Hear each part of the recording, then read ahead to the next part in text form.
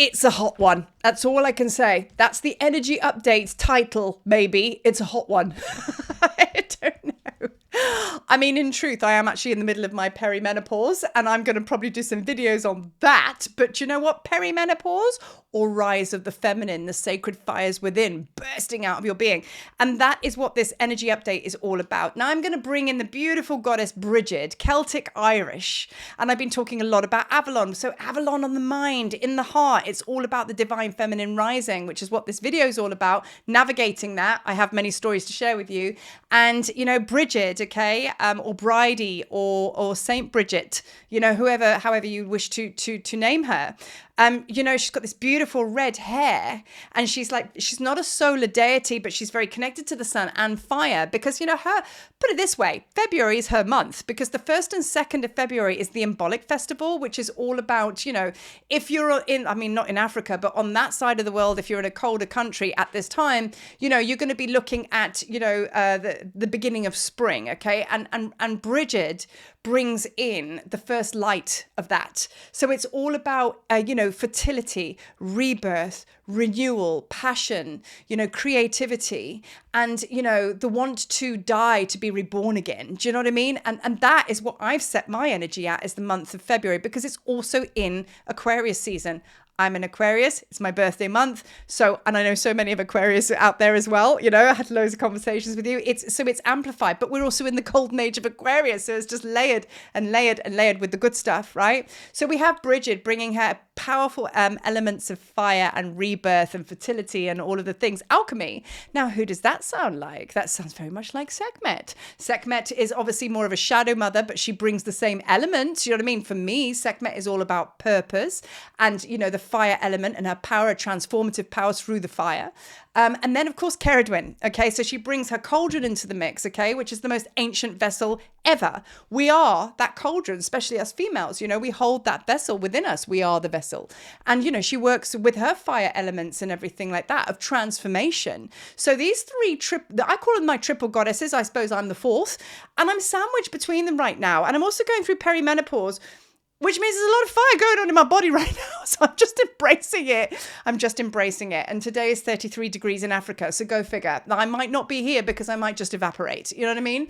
But anyway, bringing that fire energy, that fire element. But we're also talking about Avalon, which is very much the water. And that is what this video is all about, balancing the divine masculine with the divine feminine. It's happening. It's here. You've made it this far. This moment that we're in now is all about balancing of that and letting go of old habits, old preconceptions, and allowing the new ones to come in. So we're relinquishing the old ways, meaning striving, efforting to get stuff out there and you know, create, or are you producing?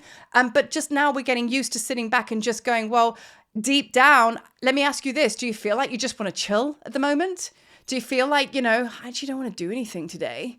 You know, well, it's not laziness. That's the divine feminine speaking to you, going, do you know what? When you do that, or when you go into that stillness and you allow that space to come in, don't panic and fill it with the doing energy and the control of the divine masculine. She's showing you that there's a new way to come. The divine masculine is still supporting that process of stillness, but be in the stillness long enough to see where she's taking you, okay? I wrote yesterday on my pad, patience. Capital letters, patience, exclamation mark, underlined. And I said to the mothers, is that all you're channeling for me today? And they were like, yep, that's it. So it was a bit of a telling off, but patience, because I'm going to share with you now my experience to get this video out. So this month of February, I've entered into all of this fire energy with the goddesses, especially Brigid. Entered into, okay, I'm going to lay my tools down to rest, and I'm going to actually, I'm looking to be reborn now, and I want to arise anew.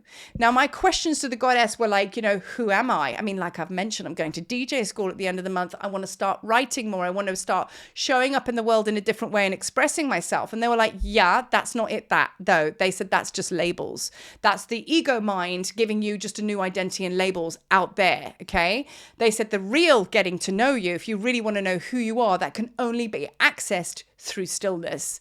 That's it, and that's all. Everything else beyond that is a distraction. So where we are right now is like there's nowhere, we kind of like the writing is on the wall. There's nowhere else to go. I mean, you can go that route, but you kind of know deep down that it's not the right way because that's the ego mind leading. So the only route really that is available to us and kind of is like we know is correct and it's right and aligned is that stillness within. Because now I'm going to share with you my story, trying to get this video out. A week, 2 weeks, I have been scrambled. That's the best way to describe this. So I'm a massive creator, as you know. Love doing my meditations, love channeling, creating altars every day, and just doing all of the things. And I love doing these videos and sharing them with you, okay? Because I love it. And I've been receiving so much channeled, but when I went to put it into a video, the words wouldn't come out. I'd record it 10 times. Then I'm like, frustrated. Then it's coming from the wrong place, right? So I've had to just leave it alone. And I will not share anything unless it comes from an inspired place, which is why you'll see me on YouTube and then I kind of disappear. So when I go a little bit quiet, it's because I'm going through my ebb and flow. I'm going through my death and rebirth because creativity cannot be on all the time. So, to kind of like, if you're a content creator, just sharing for the sake of sharing, rather not do that. Rather just share when the inspirational fires are there, because then when it's received, it really means something and it matters for you because you're in your highest timeline expressing, and for the person that's receiving it. But this endlessly banging out content or whatever it is that you might do just because you're like, oh my God, I haven't posted today or whatever it might be. No, that's null and void. It doesn't work. You know what I mean? So embrace that is the truth of how this should be, and it will just feel so much more effortless. And that's my story. I was trying to put work out because I was going, wow, haven't posted for 3 days. So then the ego mind is like, well, you better do it or you're gonna die. And then I was trying to push stuff out that wasn't ready to be shared because the channels that I were receiving were needing to be embodied, but I was like, gotta share it. So the action phase was not doing me any good because I was running old programs of the divine masculine, do you know what I mean, that doesn't fit anymore. So the divine feminine is here, and she's like, this has to come from a space of stillness, and the divine masculine will meet you there. Do you know what I mean? We do not leave the divine feminine like, yeah, okay, bye, and go and vibe with the divine masculine and expect her to meet us there. No, that's just completely out of it, right? So it really is now about honoring, loving yourself enough, honoring your process enough to say, do you know what? Not going to do that today. Honoring your process to know that if you do feel that you want to be still today, you're not being lazy.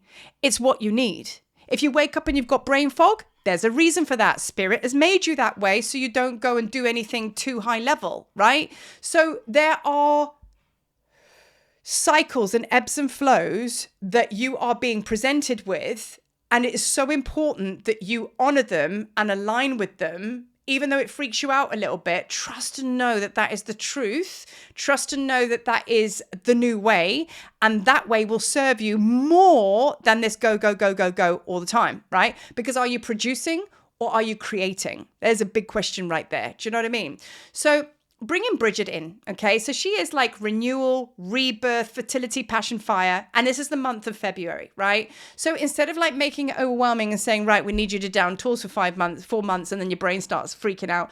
Let's just say for the month of February, let's really immerse ourselves in the deep waters of the cauldron and let go and let God and just see what they are wanting to bring to you. Because like, it's not an action phase. So, we'll be creating differently now. And I've written on my pad here, right? Just, can we slow down enough for the month of February just to ease off and allow the divine feminine to show you patience. Can you allow that much time? So we're given enough time to see that this stillness actually works, because that's how our brain works. We've got to keep it real. I mean, I'm sure the Zen masters are like, Marie, that's not right. But we got to keep it real. We're having a human experience. So you know what I mean? Some days you're going to get it right. Some days you're going to get it wrong. But it's that imperfection that you want to embrace and love, because that will lead you into the stillness and not sweating the small stuff. This whole striving for perfection and just basically trying to get it right. I was listening to a post the other day, and this guy said, just asking for a friend, have you done your breath work this morning and about 3 hours of meditation? Did you do your yin yoga? Did you go and sit under a tree? Did you give an offering to the plant world? Did you do this? Did you do that? I'm just letting you know because it's 10 o'clock and I haven't done any of that. You know what I mean? And I was just like, that's what spirituality has become, a checklist, right?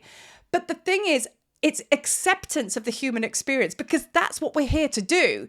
So accepting the human traits of like, some days you just push against spirit, which is what I've been doing. And I laugh at myself and go, there it is again.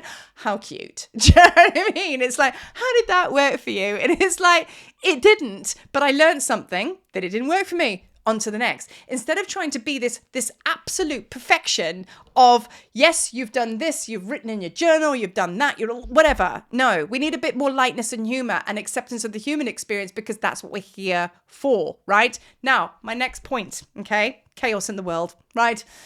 This is the Gospel of Marie. It may resonate, it may not resonate, but I feel that all of our dark nights of the soul, all of the stuff that's been going on prior, that was us addressing our own inner chaos. That was us really, really addressing the chaos within our own being, which is our stuff to take responsibility for. A lot of us have been feeling the power and the presence of the Holy Family. Anna, grandmother of Jesus, Yeshua, Joseph Arimathea, I most certainly have. Mary Magdalene, Tick, yes. I mean, I've just been feeling them all. Everybody's feeling the Holy Family all around us. It's undeniable. Now, we need to actually acknowledge that and look at that. They lived in the human experience, much like Isis and Osiris, that they know. They know what it's like to be in a world full of chaos. I mean, imagine back then when Yeshua was crucified. Do you know what I mean? How much chaos there was around. So you've been here before, basically, you know? But they're very much around us right now. And I did a written post on my YouTube. I did a written post and I put a picture of Yeshua and he said, focus on me, not the storm. And that's basically what this year is going to be all about. This is not your chaos, not your circus, not your monkeys. But why you came was to hold your light now, because you have a strong inner foundation. If we obviously take divine counsel from Marie and what she's suggesting, if it resonates, that you do work with the ebbs and flows and you start to get into that rhythm of the divine feminine and divine masculine. If you start to work with that, you're going to be in very good stead to hold your light in this year's chaos. Now, the chaos I speak of is now the downfall of all governments. Zimbabwe, which is where one of the places I live, absolute chaos, in-house, governmental, taking each other out, fighting. Trump is coming after Ramaphosa, which is also South Africa. So that's also going off as well. Do you know what I mean? It's like, it's chaos everywhere. Absolute chaos everywhere. So basically, you know, it's going to be everywhere you look. But is it your chaos? No, it's not. So there has to be a constant remembering, connecting to Yeshua, focus on me, not the storm, and really coming into your center and your frequency every day. You've done the work, the foundation within you, your gifts and your wishes and your desires and everything you place at your altar is going to be granted to you, for you. You know what I mean? It's happening. It's like now the fruits are going to be on the tree, and that's going to be the moment where you look at this and go, holy shit, because you're going to speak to other people who are going through it, man. You're going to look at the world and go, going through it, but I'm not. And in that magical moment, that's when you're going to realize, holy shit, I am the living, breathing energy of the New Earth timeline. This is what it looks like. You're not a merger or a melding of it. You are separate of it, but you're in it, holding it down. Your life's good. Fruits on your tree of life. Everything's fine. But then all around you, everything's not. And that's not a judgment. It's just a observation. And that absolute distinct of two worlds is when you're just going to get it. And that's why Yeshua's around us, because the kingdom of heaven is within you. Yeah? And to know thyself is to know God, because you know the kingdom of heaven is within you. So it's powerful time this year. It really, really is. And I'm excited for it. But I will say, if you ask me anything, I don't know. Because I've given you all of that. And I'm like, but I could be wrong.